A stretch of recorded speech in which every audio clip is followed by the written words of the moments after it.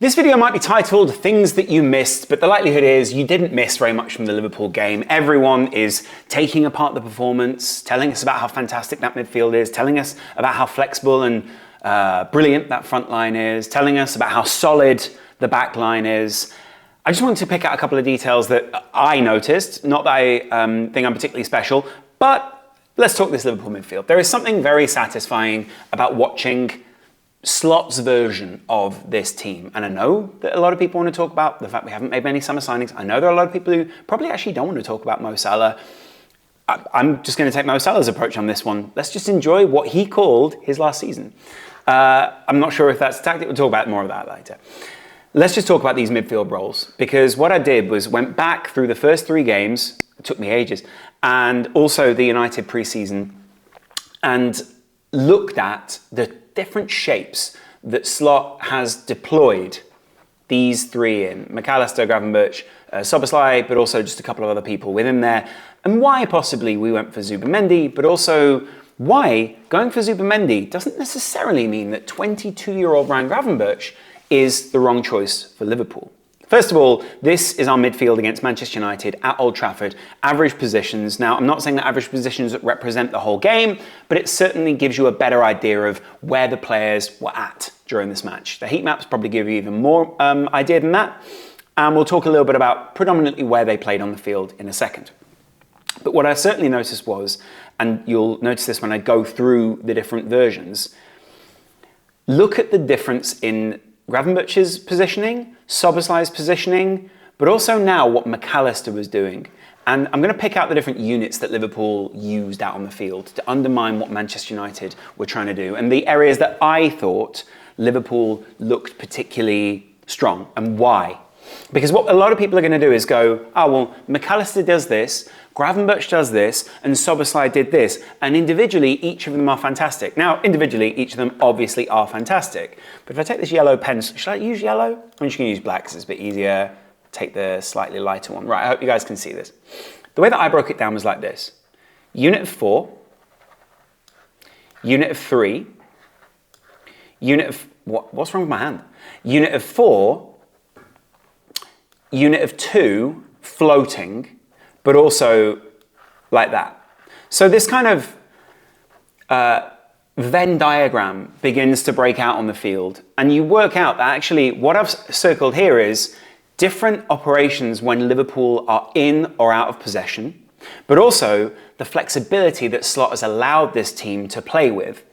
So Szoboszlai is definitely a midfielder, definitely did things defensively, but the emphasis was much more on his busy pressing in the front and the fact that he could float this way or this way to give numerical supremacy to Liverpool in multiple different places on the field, meaning that these 4 could obviously operate in the way that they needed to, but also Szoboszlai could help on one side and on the other because he has great legs, great positional awareness, a fantastic eye for goal, a fantastic eye for passes, fantastic eye for combinations, all the reasons that Klopp bought this team, and also the reasons that Klopp was so gracious in the way that he stepped aside and brought in another manager. Not that I think he saw Slot on the horizon, but he certainly wouldn't have. He'll definitely have known that there were other managers in Europe Liverpool could go for.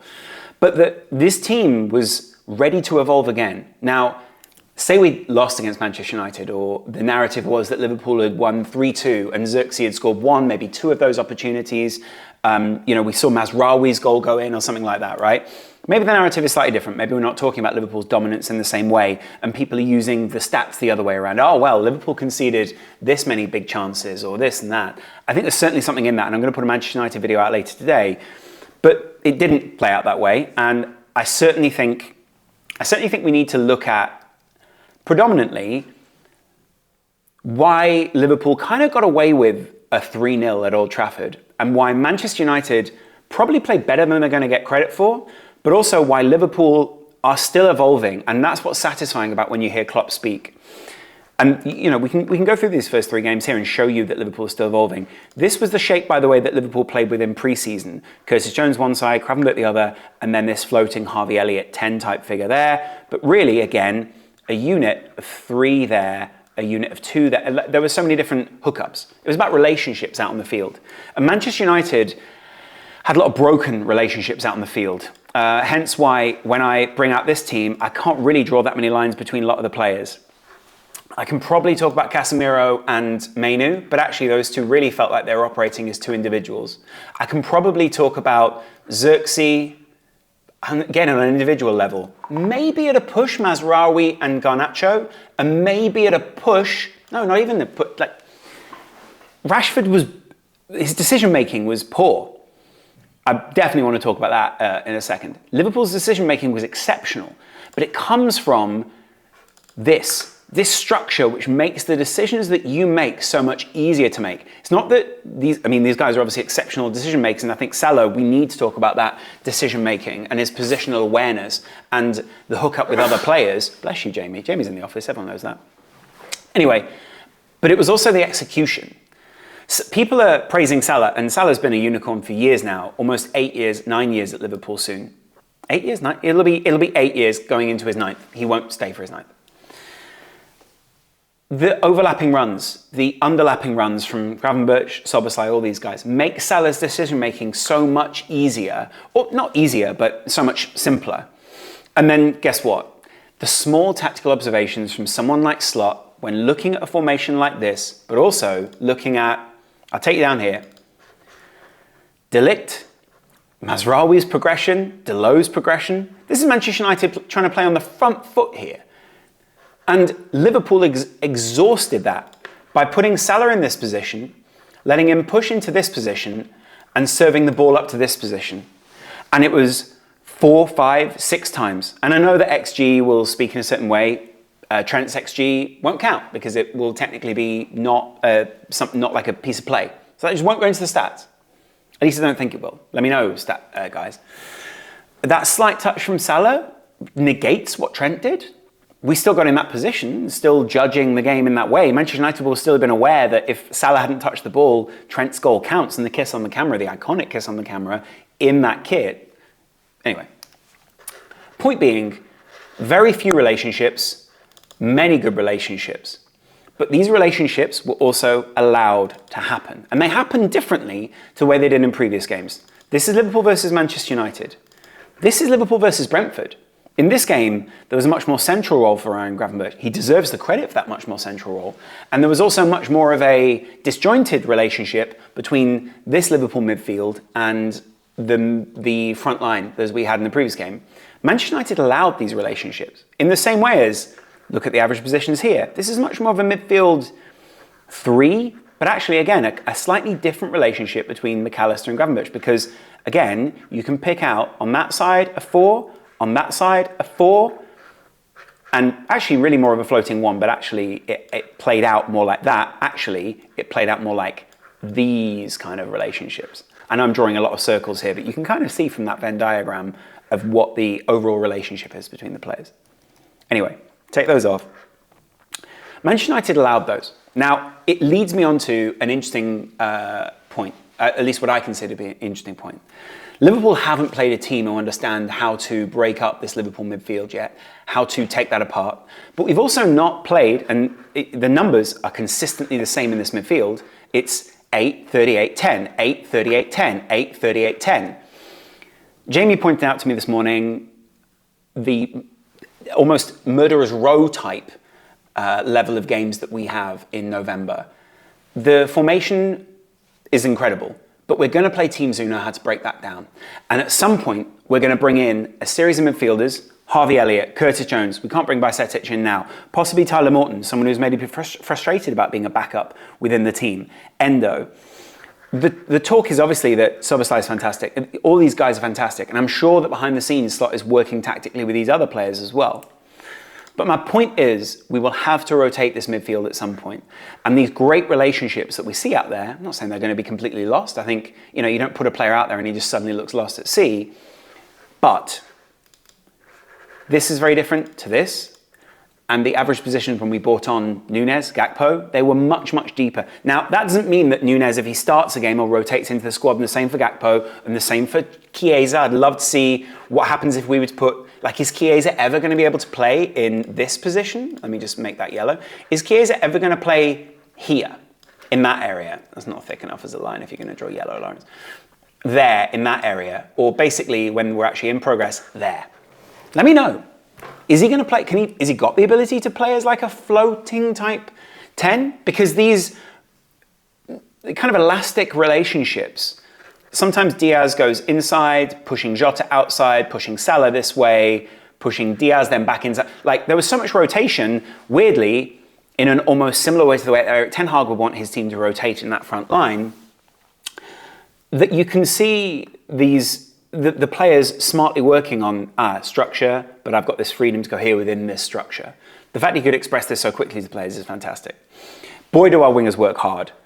And I think it's worth mentioning this, right? Our wingers work hard, but when they came on, and Slot said this post-game, and I've been conscious of this now for the last few games, he rotates his fullbacks, he rotates his wingers, because those guys work so hard getting up and down the field in defence, and the way that they played Manchester United, they knew that when there was a counter-attack, they needed to get back and do X. Nunez, Gakpo, both of their average positions, they were more or less like around here and here when they came on the field, because a lot of the time it was, you're going to get back, but you're also going to break. You're going to get back, but you're also going to break. It's so intense for these guys, is what I'm trying to say. I'm not trying to be a downer here. All I'm trying to say is it's easy to, pour praise onto a team who played and got a 3-0 win. But I think there are deeper underlying ideas here which we should heed and not just take as, Manchester United played well, so they got this many, they got this many big opportunities. They created some big chances in there. And we should be aware of that, I think, as fans as well. And maybe grateful for the fact they missed those chances and that Xerxes essentially put one straight at Alisson and put one wide when actually both of those opportunities really should have been goals, frankly.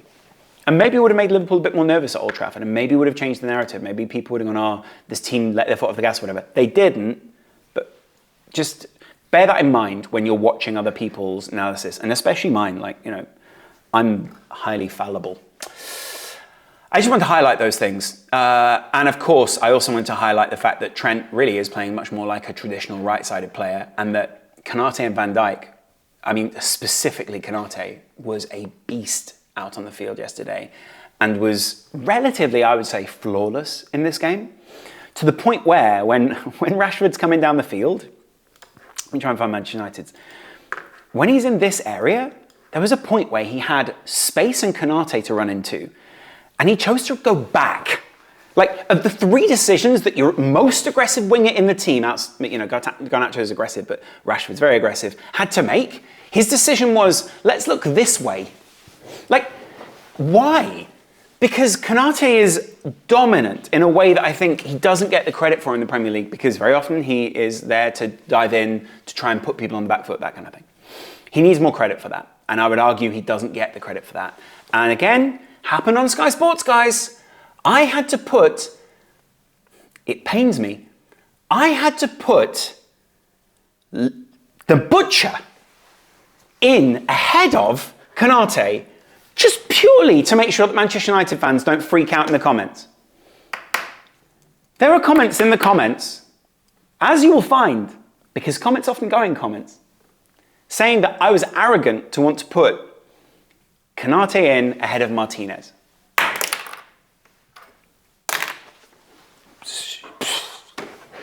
It's crazy, guys. It's crazy.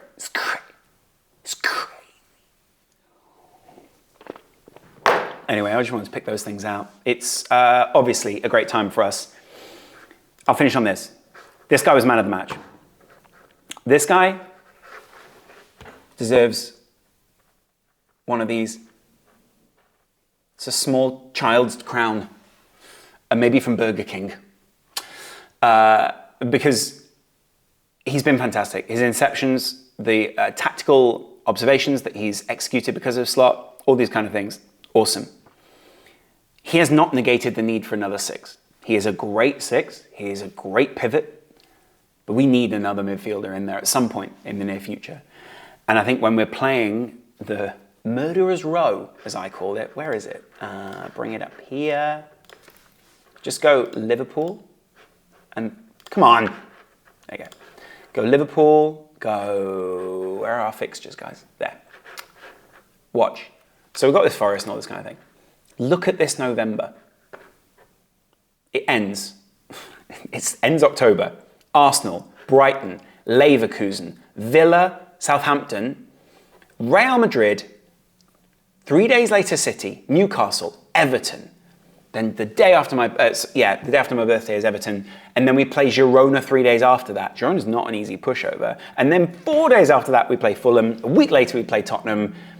That is, if we can make it through that, anywhere near the top of the league, I feel great. Let me know what you think in the comments below, guys. I was thinking about doing a stream at some point. Let me know if you'd be interested in that. I did a stream obviously yesterday. That's members only. I'll chat to you guys in a little while. Enjoy the rest of your day. Enjoy this period where everyone seems to be praising Slot and this side. I think we should. Momentum is important. Chat to you guys in a little while. Much love. Bye.